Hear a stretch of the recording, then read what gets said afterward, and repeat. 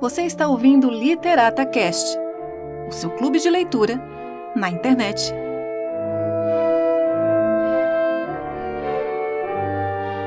Narrado por Doroteia Gomes. Produção Literata Cast. Apoio Bennett Cutelaria. O Lobo da Estepe, por Hermann Hesse.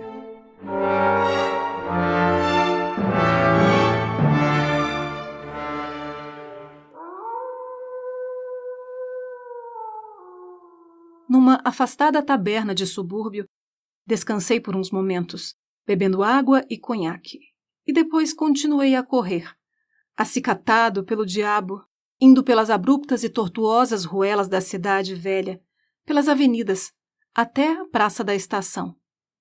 Viajar, pensei.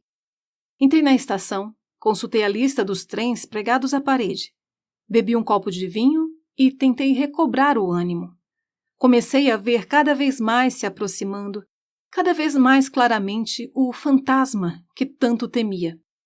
A volta à casa, o voltar a encerrar-me no quarto, o ter de permanecer quieto diante do desespero. Não podia escapar a isso, ainda que continuasse caminhando horas e horas. O regresso à minha porta, à minha mesa cheia de livros, ao divã com o retrato de minha amada pendurado em cima. Não podia escapar ao instante em que tomaria a navalha e teria de cortar o pescoço.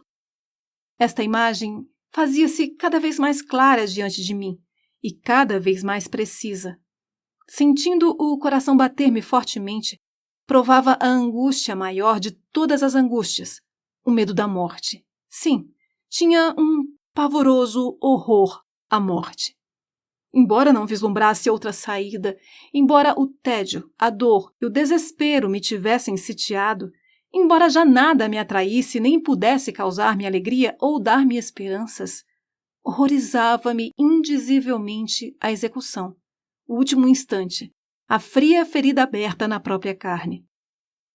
Não enxergava nenhum caminho por onde pudesse escapar daquilo que tanto temia. Se na luta contra o desespero e a covardia esta última vencesse também hoje por acaso, amanhã e todos os dias seguintes estaria diante de mim o desespero, aumentado pelo desprezo de mim mesmo. Tantas vezes apanharia a lâmina para tornar a afastá-la, que uma vez der certo, chegaria ao fim. Então, era melhor fazê-lo logo, hoje. Falava comigo mesmo como se falasse com uma criança assustada, mas a criança não me ouvia. Fugia dali, queria viver. Continuei minha caminhada inconstante pela cidade. Fiz amplos círculos em torno de minha casa, com a ideia do regresso em mente, mas sempre procrastinando. Parava aqui e ali nas tabernas, enquanto esvaziava um copo ou dois. Logo voltava a caminhar em amplos círculos em torno da meta, em torno da navalha, em torno da morte. Às vezes, sentava-me, morto de cansaço, num banco, na borda de uma fonte, no meio-fio. Ouvia bater meu coração, limpava o suor da face, continuava meu trajeto, cheio de angústias mortais, cheio de vacilantes ânsias de viver. Dessa forma cheguei, já avançada a noite, a uma hospedaria de um quarteirão afastado e que pouco conhecia, por trás de cujas janelas soava uma estridente música de dança. Sobre a porta, li ao entrar um velho letreiro, Águia Negra. Dentro havia grande animação, muita fumaça, cheiro de vinho e algazarra. No salão, mais para dentro, estavam dançando ao som de uma música ensurdecedora. Detive-me na primeira sala, onde havia umas pessoas simples, na sua maioria pobremente vestidas, enquanto na sala de baile podiam-se ver pessoas elegantes. Empurrado pelos circunstantes, acabei por sentar-me a uma mesa, junto ao balcão. Uma jovem bonita e pálida estava sentada num divã junto à parede. Trajava um vestido de baile com grande decote e uma flor enfiada nos cabelos. Lançou-me um olhar observador e cordial ao me aproximar e, com um sorriso, chegou-se para o lado a fim de ceder-me lugar. — Com licença? Perguntei, sentando-me ao seu lado. À vontade, disse ela. Mas quem é você? Obrigado, respondi. Não consigo ir para casa, não quero. Não quero, não posso. Quero ficar aqui, ao seu lado, se é que me permite. Não devo ir para casa. Ela assentiu com a cabeça, como se me compreendesse. E enquanto fazia isso, observei a onda de cabelo que lhe ia da testa até atrás da orelha, e descobri que a flor, já murcha, era uma camélia. No salão, a música ressoava, e diante do balcão, as garçonetes transmitiam aos gritos os pedidos do público. Pode ficar aqui à vontade, disse numa voz que me fez muito bem. Por que não quer voltar para casa? Não posso. Tenho algo à minha espera. Não posso. É horrível. Pois deixe esperar à vontade e fique por aqui. Mas antes de mais nada, vamos limpar esses óculos que assim não vai conseguir ver nada. Empreste-me o lenço. Que vamos beber? Borgonha? Limpou meus óculos e pude então vê-la melhor. O rosto pálido e a boca vermelha cor de sangue, os claros olhos cinzentos, a testa lisa e fresca, com a onda a cair-lhe sobre a orelha. Afável e com um toque de ironia, começou a deixar-me à vontade. Pediu vinho, brindou comigo e olhou para os meus pés. Santo Deus, de onde está vindo? Parece até que veio a pé de Paris. Isso não é maneira de se vir a um baile. Eu disse sim e não. Sorri um pouquinho e deixei-a falar.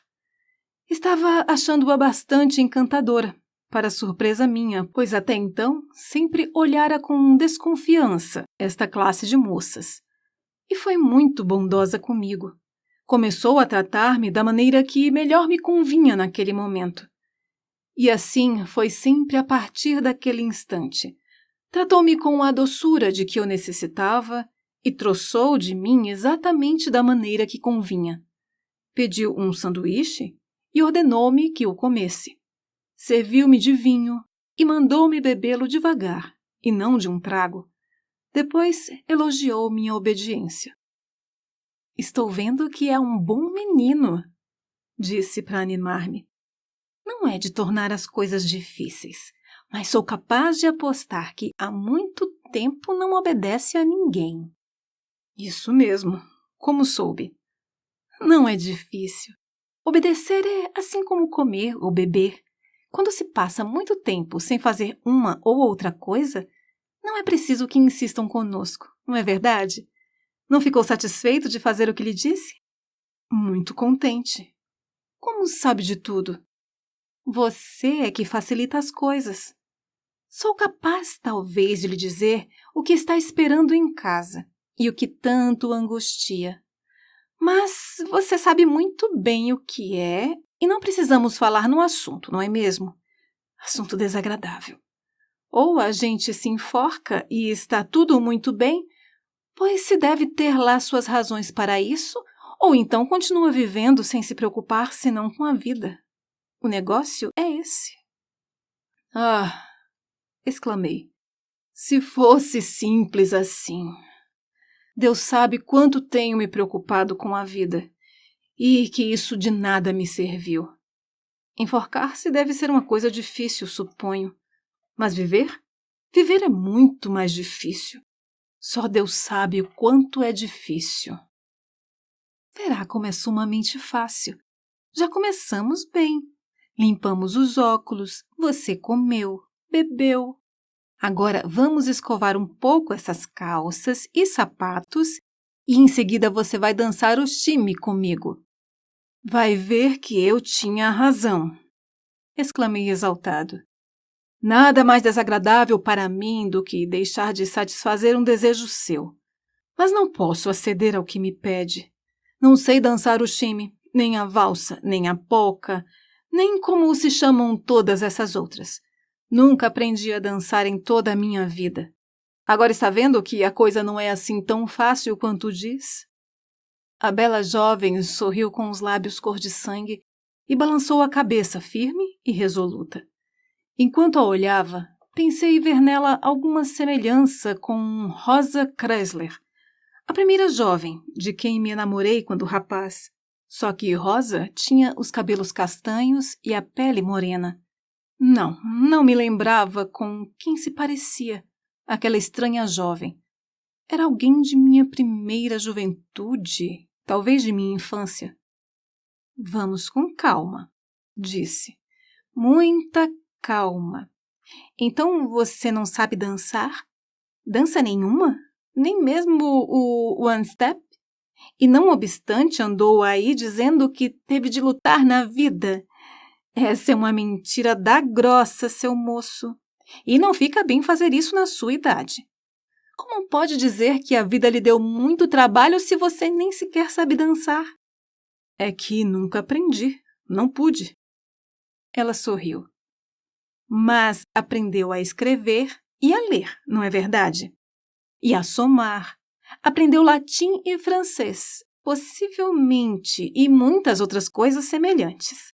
Aposto que passou uns 10 ou 12 anos na escola e estudou nela o possível, e talvez tenha até um título de doutor, e conhece o chinês ou o espanhol.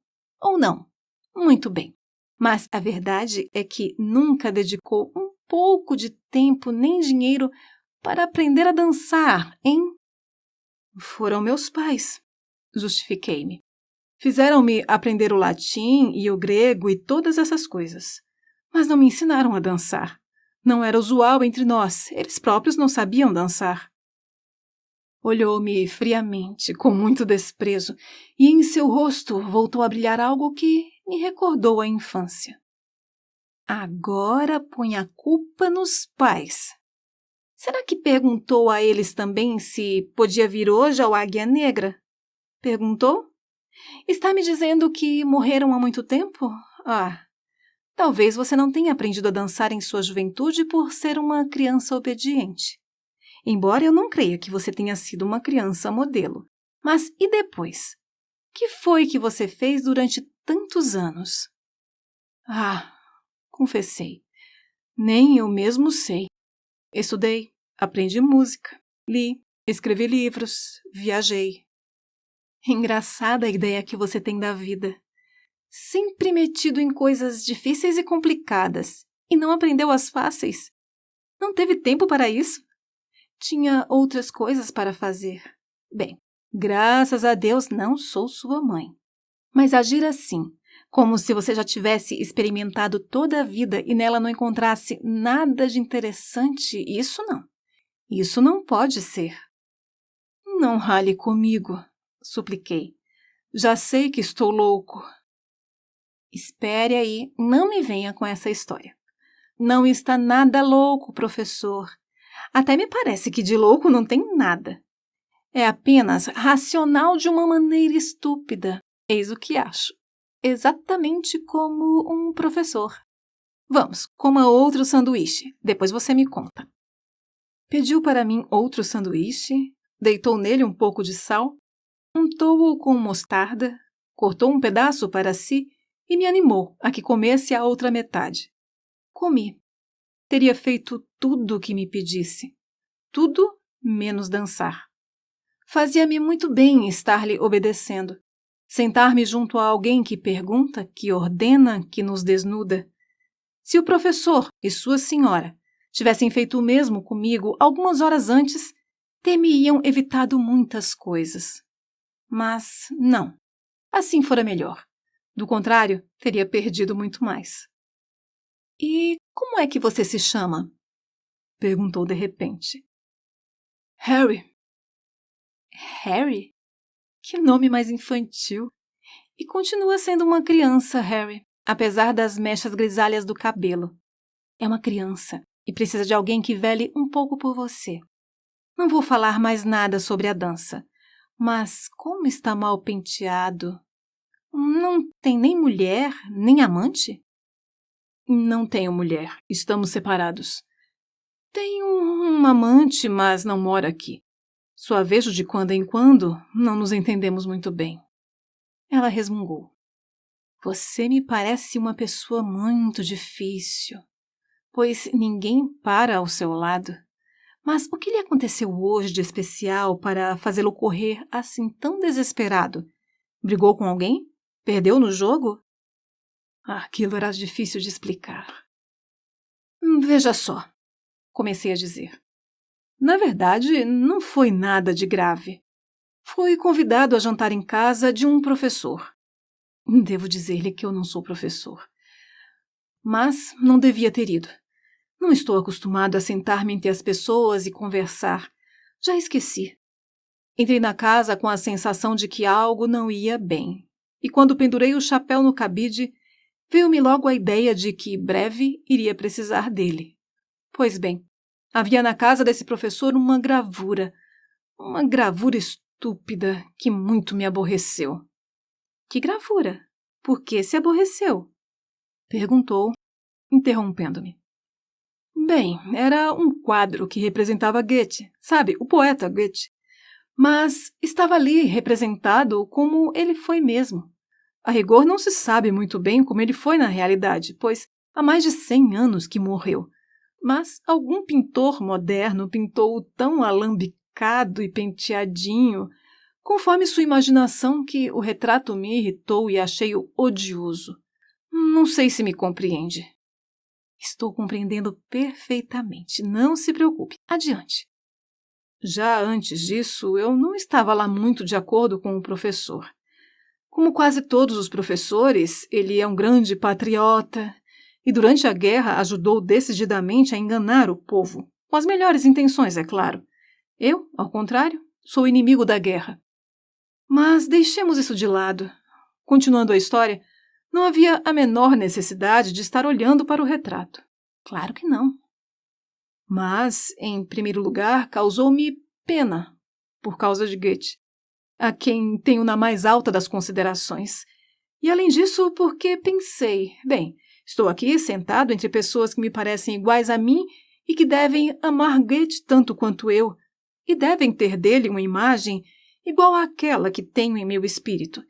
E, no entanto, ali está aquele retrato sem saborão, falso e meloso, e o acham admirável, e não têm a menor ideia de que o espírito desse retrato é exatamente o contrário do espírito de Goethe. Acham o quadro maravilhoso, da mesma forma como acham maravilhoso quase tudo quanto eu também estimo. Mas, a essa altura, eu já perdera de vez toda a confiança, amizade e sentimento de afinidade que podia depositar nessas amáveis pessoas. Além do mais, minha amizade por eles não era lá grande coisa. De modo que fiquei indignado e triste e compreendi que estava completamente só e que ninguém me compreendia. Sabe o que eu quero dizer? Perfeitamente, Harry. E depois? Você quebrou o quadro na cabeça deles? Não, mas cheguei quase a insultar o professor e me despachei dali, correndo.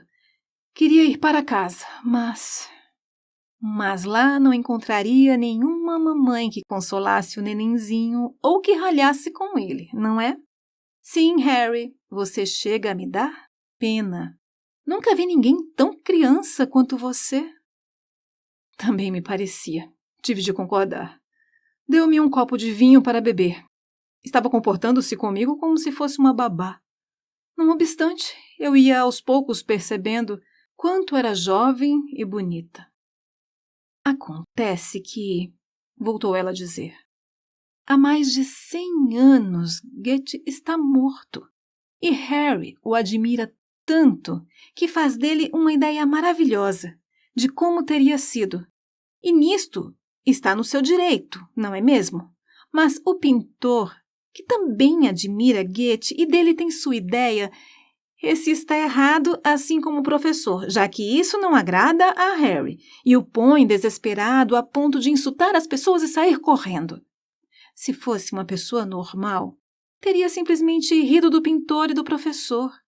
Se fosse louco, teria atirado o retrato na cabeça deles. Mas como não passa de um garotinho, só sabe correr para casa e pensar em matar-se. Olhe, compreendi muito bem sua história, Harry. É muito engraçada. Me faz rir. Espere aí, nada de beber de um só trago. O Borgonha se bebe aos pouquinhos, senão dá muito calor. Puxa, a gente tem de ensinar tudo a você. Seu olhar era severo e admoestador como o de uma governanta sessentona. Oh, por favor, senhorita, supliquei contente. Ensine-me tudo. O que você quer mais que lhe ensine? Tudo o que a senhorita houver por bem. Olhe, vou dizer-lhe uma coisa. Há cerca de 1 hora que eu estou chamando com toda a intimidade de você, e você ainda me vem com esse negócio de senhorita, cheio de frases rebuscadas, sempre complicando as coisas. Quando uma pessoa trata a gente com intimidade, e isso não nos desagrada, devemos tratá-la com intimidade também. Bem, já lhe ensinei uma coisa. Depois, em segundo lugar, há meia hora sei que se chama Harry. Sei porque lhe perguntei. Mas você nem sequer se interessou em saber meu nome. Oh, por favor, me interesso sim. Quero saber como se chama. Agora é tarde. Se nos encontrarmos de novo, pode então me perguntar. Hoje é que não digo. E agora vou dançar. E como fizesse menção de levantar-se, meu ânimo abateu-se. E a angústia tomou conta de mim, pois se ela se fosse e me deixasse só, tudo iria começar de novo, como uma dor de dente que passa por um instante e depois volta a abrasar como fogo. Assim reapareceram em mim a angústia e o horror. Oh, Deus! Tinha conseguido esquecer. Então, o que estava à minha espera? Podia esperar outra coisa? Espere! Exclamei suplicante. Não se vá. Você pode dançar quanto quiser, mas volte depois para cá. Volte de novo, volte. Levantou-se sorrindo. Imaginava mais alta. Era esguia, mas não muito alta. Voltou de novo a lembrar-me alguém. Quem seria? Não conseguia atinar. Volta? Promete? Prometo. Mas isso pode durar um instante ou 1 hora talvez. Quero dizer-lhe mais uma coisa. Feche os olhos e descanse um pouco. É disso que você está precisando. Afastei-me para que ela passasse e a saia roçou-me os joelhos. Ao sair, olhou-se num espelhinho de bolsa, ergueu as sobrancelhas e passou a esponja pelo queixo, depois desapareceu no salão de baile. Olhei em meu redor. Caras estranhas, homens fumando, cerveja derramada sobre o mármore das mesas, vozerio e algazarra por toda parte e música de dança em meus ouvidos. Eu devia dormir, tinha dito ela. Ah, boa menina! Se você soubesse que meu sono é tão arisco quanto uma doninha. Dormir em meio a este tumulto, sentada a uma mesa, entre o brindar dos copos de cerveja. Sorvi um pouco do vinho, tirei um cigarro do bolso, procurei o fósforo, mas, como na realidade não tivesse nenhum desejo de fumar, pus o cigarro diante de mim sobre a mesa. Feche os olhos, dissera. Sabe Deus por que a moça tinha aquela voz, uma voz tão bondosa, maternal. Fazia bem obedecer-lhe. Isso eu já havia descoberto antes. Fechei os olhos, obediente, apoiei a cabeça na parede. Ouvi o ruído de 1000 vozes que vinham chocar-se contra mim. Achei graça na ideia de dormir naquele lugar. Resolvi aproximar-me da porta do salão de baile e dar uma olhada lá dentro. Queria ver minha formosa companheira dançando. Fiz um movimento para levantar-me e logo me dei conta de como estava exausto, em razão de ter caminhado horas e horas, e por isso permaneci sentado. E logo adormeci, como me fora ordenado pela voz maternal.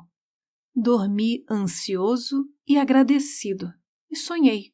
Um sonho claro e belo como há muito não me era dado sonhar. E então, tá gostando da história? Da narração? Da escolha dos livros? Então ajuda o LiterataCast. Se você estiver me ouvindo numa plataforma de áudio, dá Dá uma olhadinha se não existe aí a possibilidade de você curtir, seguir o canal. E se estiver no YouTube, deixa o seu like, um comentário, compartilha com seus amigos que também gostam de literatura. Também tem o botão Valeu Demais no YouTube, caso você queira nos ajudar financeiramente. O LiterataCast conta com seu apoio. E agora, de volta à leitura.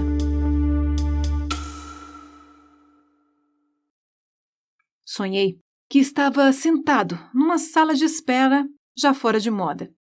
A princípio, sabia apenas que tinha uma entrevista marcada com alguma pessoa importante. Logo percebi que era o Sr. Van Goethe quem iria receber-me.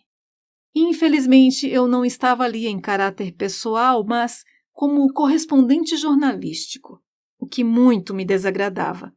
E não podia compreender por que demônios me tinham metido naquela enrascada. Além disso, estava preocupado com um escorpião que aparecia de vez em quando e tentava subir-me pela perna. É certo que saberia defender-me contra o negro rastejante, mas não sabia agora onde se escondera, e não me atrevia a procurá-lo. Ademais, não estava muito certo se, por engano, me haviam anunciado a Mattinson em vez de Goethe, a quem confundi de novo em sonhos com Bürger, pois lhe atribuía os poemas de Molly.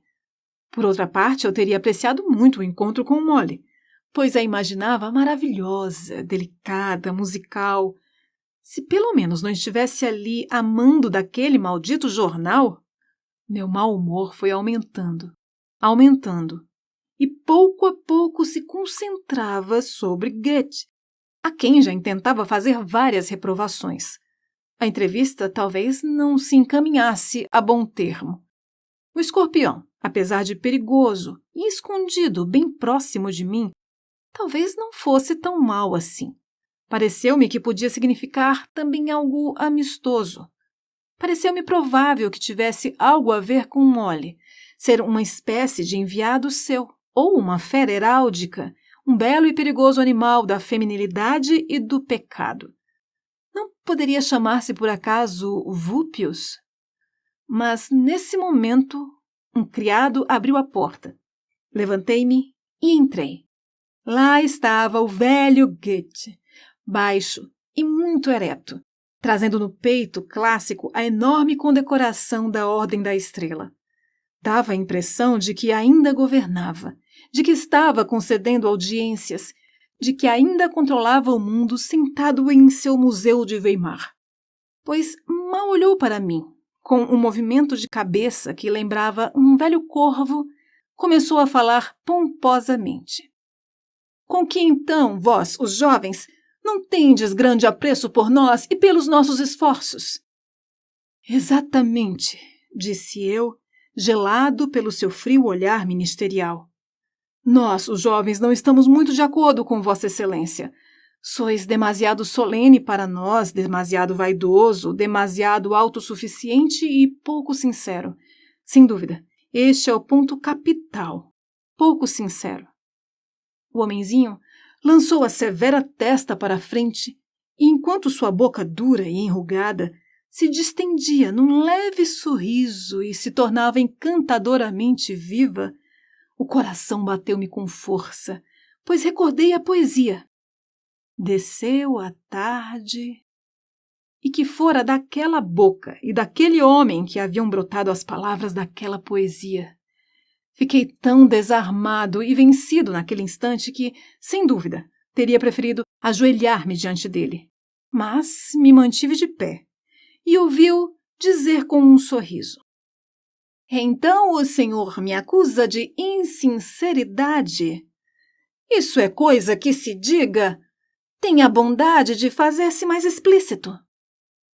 Eu estava muito contente em poder fazê-lo. Com todos os grandes espíritos, excelentíssimo Sr. Goethe, o senhor claramente reconheceu e sentiu a dúvida e a desesperança da vida humana, com seus momentos de transcendência que vão afundar-se de novo na miséria, a impossibilidade de atingir-se à altura ideal do sentimento, senão à custa de muitos anos de escravidão à labuta cotidiana. O ardente aspirar pelo reino do espírito em eterna luta mortal com o amor a perdida inocência da natureza, igualmente ardente e sagrado. Todo esse temeroso oscilar no vazio e na incerteza, essa condenação ao transitório, incompleto, ao eternamente empírico e diletante, em suma, toda a falta de escopo a que o ser humano está condenado para o seu desespero devorador. O Senhor reconheceu tudo isso, e houve tempo em que também o confessou, e, no entanto, consagrou toda a sua vida a pregar o contrário, manifestando fé e otimismo e espalhando diante de si dos demais a ilusão de que o nosso esforço espiritual tinha algum significado e continuidade.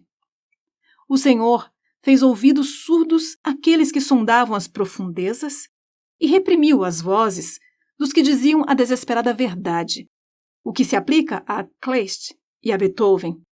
Ano após ano, o Senhor viveu em Weimar a acumular conhecimentos e a colecionar objetos de arte, e a escrever cartas e a coletá-las, como se tivesse em sua idade provecta encontrado o verdadeiro caminho para eternizar o instante, embora só pudesse mumificá-lo, e a tentar espiritualizar a natureza, embora só conseguisse ocultá-la sob uma bela máscara.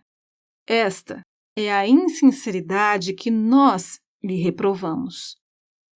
O velho conselheiro olhou-me pensativo nos olhos, enquanto sua boca continuava a sorrir.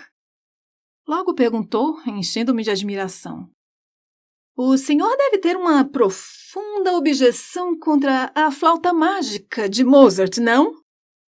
E antes que eu pudesse responder, continuou: "A flauta mágica apresenta-nos a vida como se fora um canto prodigioso. Celebra nossos sentimentos, ainda que transitórios como são, como algo divino e eterno, não estando, pois, de acordo nem com o Sr. Kleist, nem com o Sr. Beethoven, já que prejudica a fé e o otimismo." Já sei, gritei furioso. "Deus sabe que a flauta mágica que o senhor menciona é o que mais venero neste mundo. Mas Mozart não chegou aos 82 anos de idade, nem teve essas pretensões de continuidade, de ordem, de rígida dignidade que o senhor teve. Não se deu tanta importância. Compôs suas divinas melodias e morreu. Morreu cedo, pobre e desconhecido."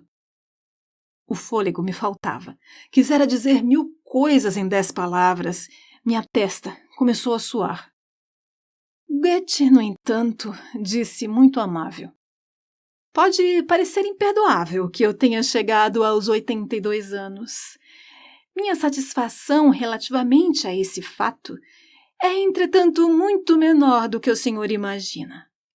Tem razão quando afirma que sempre tive um grande anseio de perdurar. Sempre vivi em luta contra a morte, temendo-a sempre. Creio que a luta contra a morte, a obstinação absoluta de querer continuar vivo, seja a força motivadora que impulsiona as vidas e atividades de todos os homens representativos. Com meus 82 anos, meu jovem amigo, consegui provar apenas que o homem tem de morrer afinal, da mesma forma como poderia ter morrido quando era um estudante. Se servir de justificativa, queria dizer também que havia muito de infantilidade em minha natureza de curioso e muito desejo de matar o tempo em brincadeiras.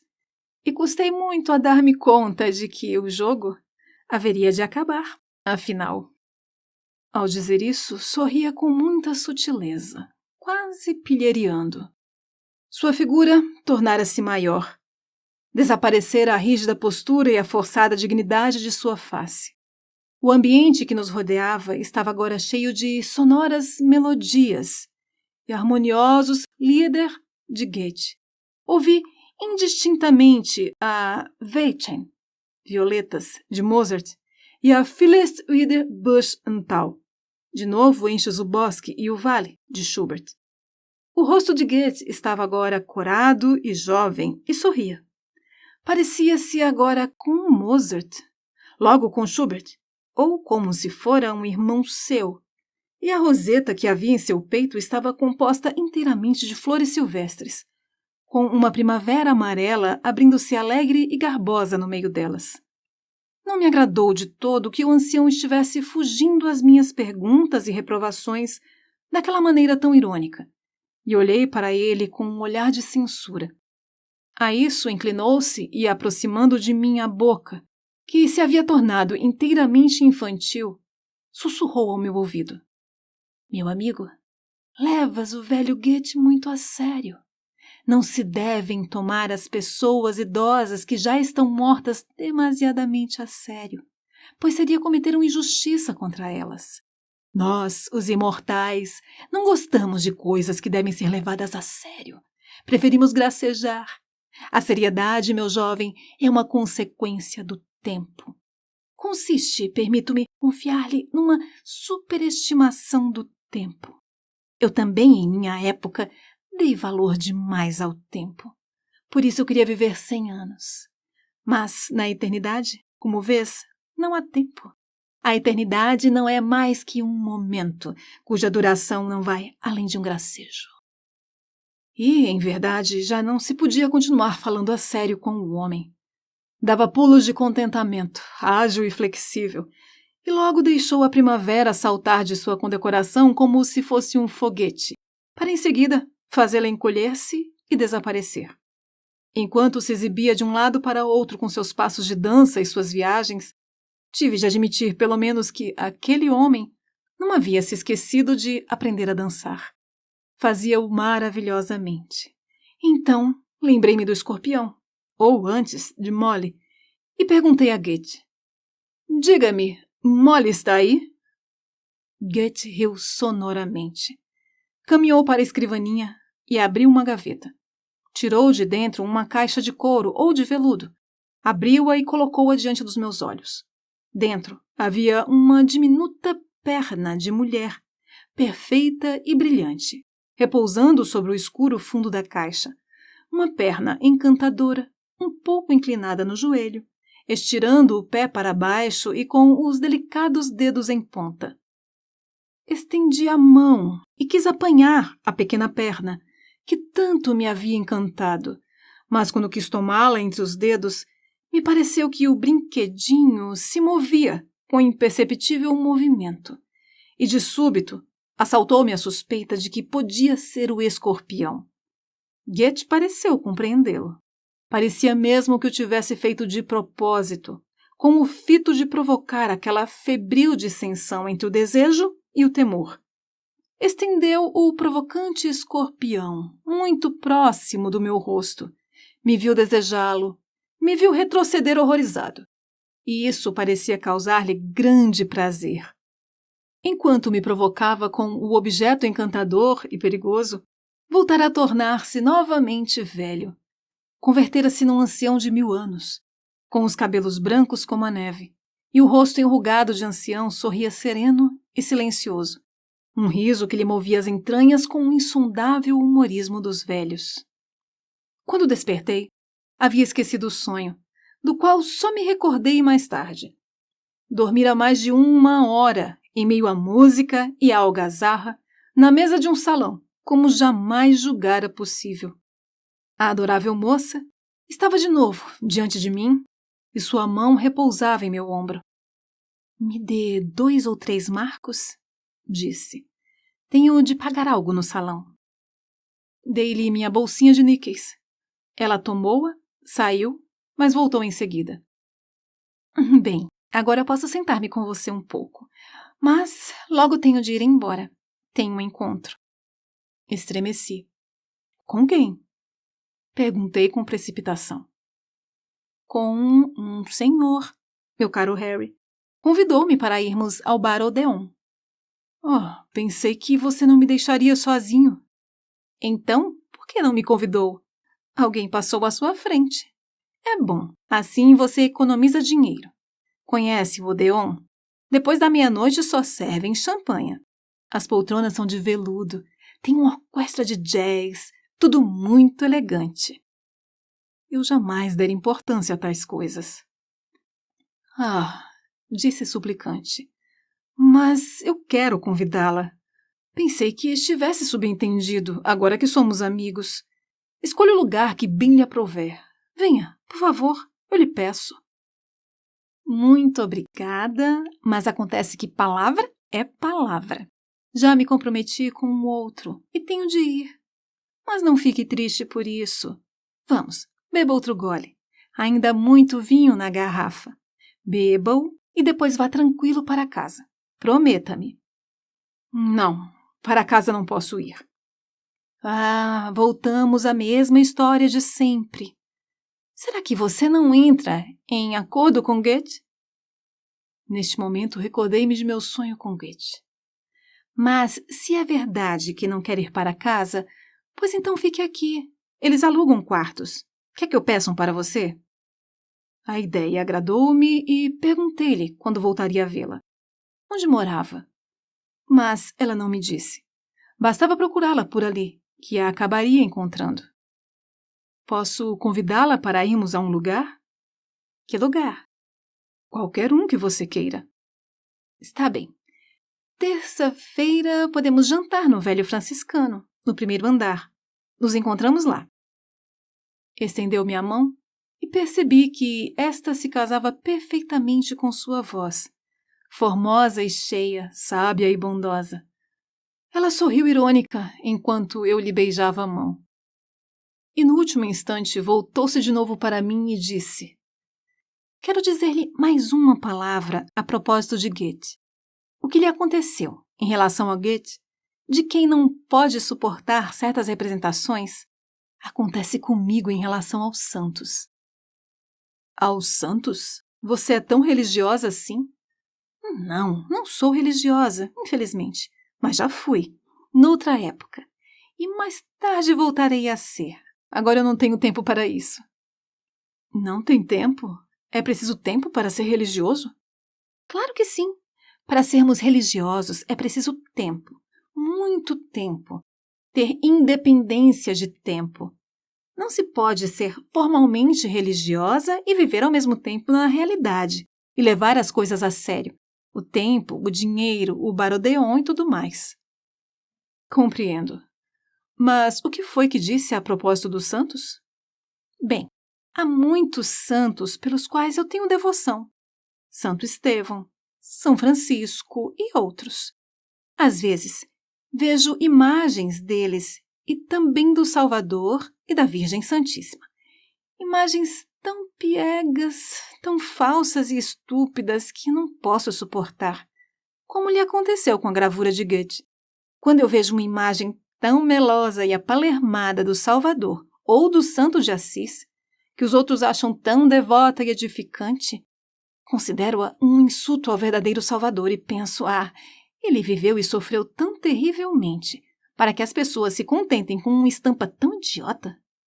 Apesar disso, sei também que a imagem que faço do Salvador ou de São Francisco não passa de uma imagem humana, que não alcança nem de leve a imagem original, e que o Salvador, por sua vez, acharia a imagem anterior que faço dele tão estúpida e insuficiente quanto acho aquelas estampas medíocres. Estou lhe dizendo isto não para lhe dar razão por seu mau humor e sua fúria contra o retrato de Goethe. Não, nisso você não tem razão. Digo-lhe simplesmente para demonstrar-lhe que posso compreendê-lo. Vocês, os artistas e os eruditos, têm coisas singulares no miolo, mas no fundo não passam de pessoas iguais às outras. E nós também temos nossos sonhos e fantasias na cabeça.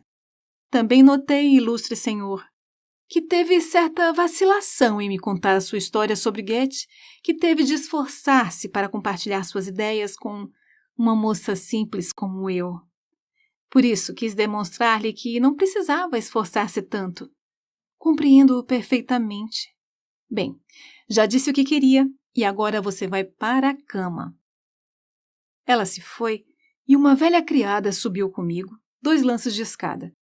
Primeiro perguntou-me onde estava minha bagagem e quando se inteirou de que eu não trazia nenhuma, tive de pagar-lhe o pouso adiantado. Depois levou-me por uma escada velha e escura até um quarto e me deixou só. Ali havia uma cama de madeira, estreita e dura, e da parede pendiam uma espada e um cromo de Garibaldi, além de uma coroa de flores murchas de alguma festa de associação. Eu teria dado tudo por um pijama, mas ao menos havia água e uma pequena toalha, podia lavar-me. Depois meti-me vestido na cama, deixei a luz acesa e tive tempo para refletir. Então acertei contas com Goethe. Fora esplêndido que me visitasse em sonhos, e aquela maravilhosa jovem, se pelo menos eu lhe soubesse o nome. De repente uma pessoa viva, percute a campânula de cristal da minha apatia e me estende a mão, uma mão boa, bela, cálida. De repente, voltam a surgir coisas que me afetam, nas quais posso pensar com alegria, com preocupação, com interesse. De repente, uma porta que se abre e por ela entra a vida para mim. Talvez possa voltar a viver. Talvez possa voltar a ser gente. Minha alma, que havia tombado adormecida no frio e quase se enregela, respira de novo e volta a bater sonolentas pequenas asas débeis. Goethe estivera comigo. Uma jovem me animara a comer, a beber, a dormir. Se mostrara amável comigo. Me havia sorrido e me chamara de criança tola. E aquela maravilhosa amiga me havia falado também sobre os santos e me mostrara que, até em minha prodigiosa esquisitice, eu não estava só. Nem era incompreendido. Nem era uma enfermiça exceção, mas que tinha irmãos que me compreendiam. Voltaria a vê-la? Com certeza. Podia confiar nela. Palavra é palavra. E, antes que me desse conta, peguei no sono. E dormi durante 4 ou 5 horas. Eram mais de 10 da manhã quando acordei, com as roupas todas amarrotadas, exausto, e em minha cabeça a memória semi-esquecida da sensação horrível do dia anterior. Mas estava vivo. Tinha esperança e felizes pensamentos. Ao voltar para casa, já não sentia aquele terror que teria sentido se houvesse regressado na véspera. Na escada, no andar acima do pinheirinho, dei de encontro com a tia, minha hospedeira, a quem via de raro em raro, mas cuja amistosa presença me era muito agradável. Tal encontro não fora muito oportuno, pois estava sujo e tresnoitado, despenteado e com a barba por fazer. Cumprimentei-a e quis passar adiante. Ela sempre respeitava meu desejo de estar sozinho e de não ser observado continuamente, mas, hoje, parecia ter se rompido um véu entre mim e o mundo em redor, ter se desmoronado a barreira. Ela sorriu e permaneceu parada. Divertiu-se esta noite, hein, Sr. Haller? Não desfez a cama e, de certo, deve estar cansado, não? Sim, disse eu e tive de sorrir também. A noite de ontem foi animada e, como não quisesse interromper a paz de sua casa, acabei dormindo num hotel. Meu respeito pela calma e a honorabilidade de sua casa é muito grande, e às vezes me sinto como um corpo estranho nela. Não faça troça, Sr. Haller. Eu só faço troças de mim mesmo. Pois não devia fazê-lo. Não devia sentir-se em minha casa como um corpo estranho. Pode viver como melhor lhe convenha a fazer o que bem entenda. Já tive muitos inquilinos distintos, verdadeiras joias de amabilidade, mas nenhum era tão sossegado ou nos incomodou menos do que o senhor. E agora, quer tomar uma chávena de chá? Não me opus. Na sala de jantar, entre formosos retratos de seus antepassados e os móveis de seus avós, tomei um chá excelente e conversamos um pouco. A amável senhora, sem que o perguntasse expressamente, ficou sabendo algumas coisas a respeito de minha vida e de meus pensamentos.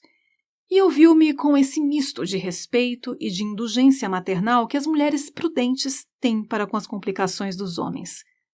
Falou-me também de seu sobrinho e me mostrou, num quarto contíguo, o trabalho que este fizera durante as últimas férias. Um aparelho de rádio.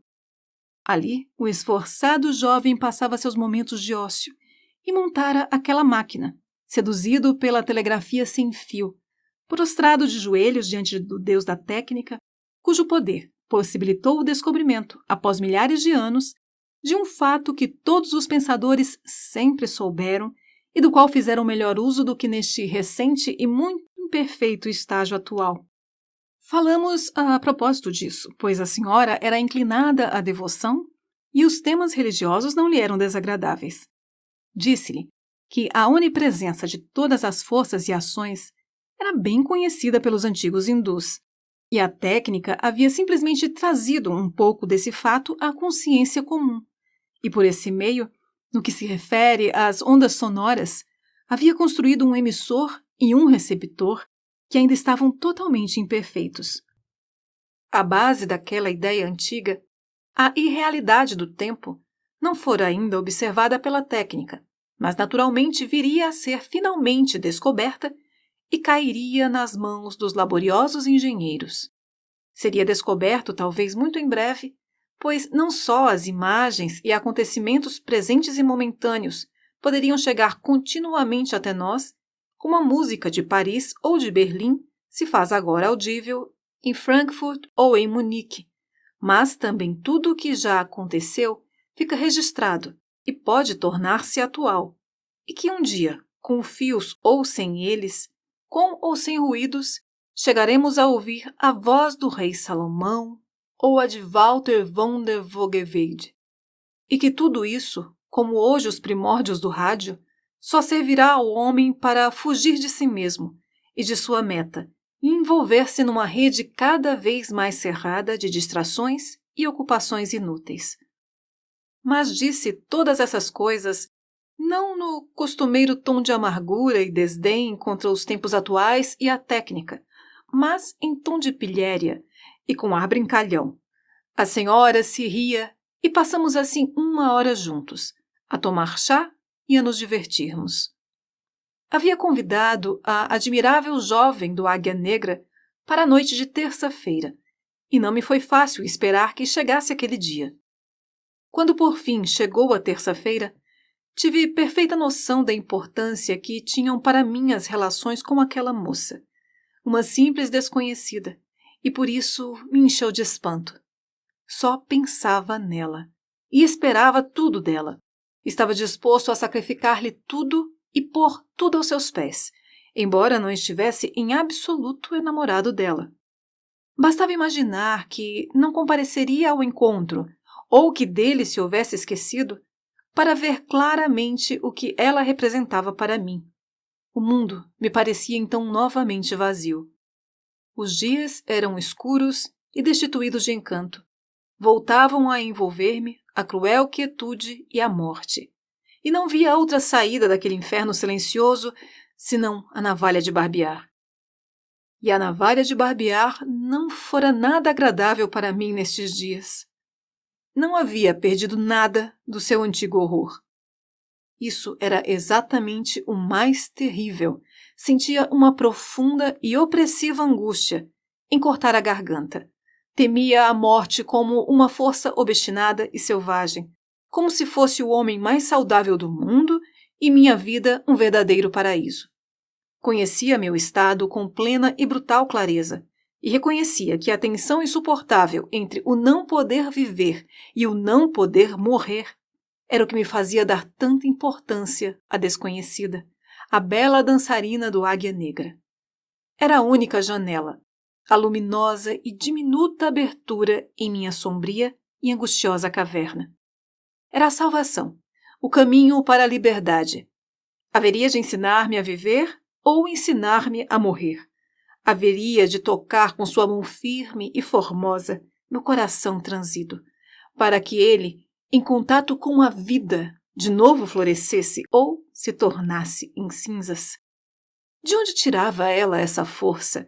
De onde lhe vinha a magia? De que profundos abismos se elevava até ela essa profunda significação que tinha para mim? Não sabia, e não me importava sabê-lo. Bastava-me saber de sua existência. Nenhuma ciência, nenhum conhecimento me importara tanto. Estava saciado deles. Precisamente nisto consistia a ignomínia e o tormento mais agudos de que eu padecia. Ver tão claramente meu próprio estado, ter perfeita consciência dele. Via a este infeliz, a este lobo da estepe diante de mim, como uma mosca numa teia de aranha, e contemplava como seu destino forçava o desenlace, como pendia da teia enlaçado e indefeso, como a aranha se dispunha a devorá-lo, como aparecia também uma salvadora mão. Poderia dizer as coisas mais racionais e inteligentes sobre a concatenação e os motivos do meu padecimento, da enfermidade de minha alma, de meu enfeitiçamento e de minha neurose, pois a mecânica era evidente para mim. O que mais me fazia falta, aquilo por que suspirava tão desesperadamente, não era saber e compreender, mas vida, decisão, movimento e impulso.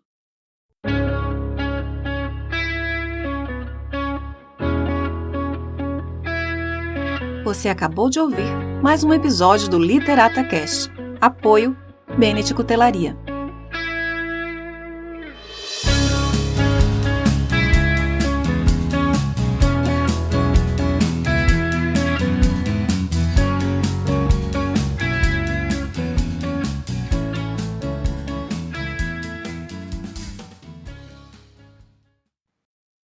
Ária da Rainha da Noite.